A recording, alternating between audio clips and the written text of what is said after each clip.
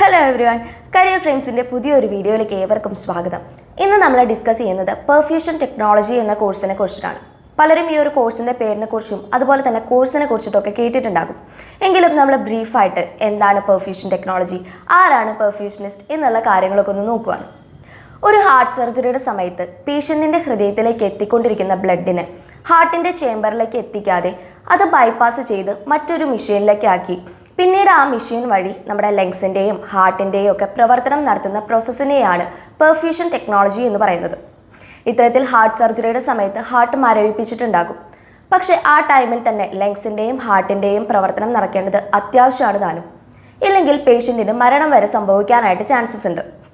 So ഇത്തരത്തിൽ artificial machine ഉപയോഗിക്കുമ്പോൾ ഒരുപാട് കാര്യങ്ങൾ ശ്രദ്ധിക്കാനുണ്ട്. ലൈക്ക് ബ്ലഡിൻ്റെ ACT, pH level, acid level, temperature, ഇത്തരത്തിലുള്ള കാര്യങ്ങൾ മോണിറ്റർ ചെയ്യുകയും ഹാർട്ട് ലങ് മെഷീൻ പ്രവർത്തിപ്പിക്കുകയും കൂടാതെ തന്നെ കാർഡിയാക് അസിസ്റ്റ് ഡിവൈസുകൾ പ്രവർത്തിപ്പിക്കുകയും ചെയ്യുന്ന വ്യക്തിയാണ് പെർഫ്യൂഷനിസ്റ്റ് അഥവാ പെർഫ്യൂഷൻ ടെക്നോളജിസ്റ്റ് എന്ന് പറയുന്നത്.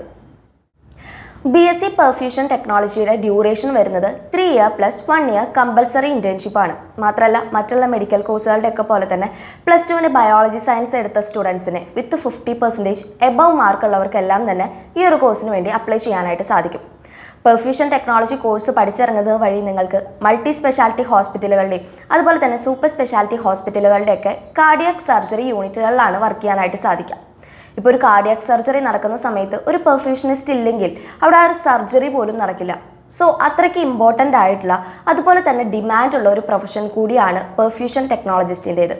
ഇനി നിങ്ങൾ കോഴ്സ് പഠിക്കാനായിട്ട് കോളേജ് ചൂസ് ചെയ്യുമ്പോൾ കാർഡിയാക് സർജറീസ് നടക്കുന്ന ഹോസ്പിറ്റലുകളുള്ള കോളേജ് ആയിരിക്കണം ചൂസ് ചെയ്യേണ്ടത്. മാത്രമല്ല നിങ്ങൾക്ക് ആവശ്യമായിട്ടുള്ള ഇൻഫ്രാസ്ട്രക്ചേഴ്സും ഫാക്കൽറ്റി ഫെസിലിറ്റീസും ഒക്കെ ഉണ്ടോ എന്ന് ഉറപ്പുവരുത്തിയതിന് ശേഷം മാത്രം അഡ്മിഷൻ എടുക്കുക. ഇനി ഒരു കോഴ്സിലേക്ക് അഡ്മിഷൻ എടുക്കാനായിട്ട് താല്പര്യമുള്ളവർക്ക് ഞങ്ങളെ കോൺടാക്റ്റ് ചെയ്യാവുന്നതാണ്.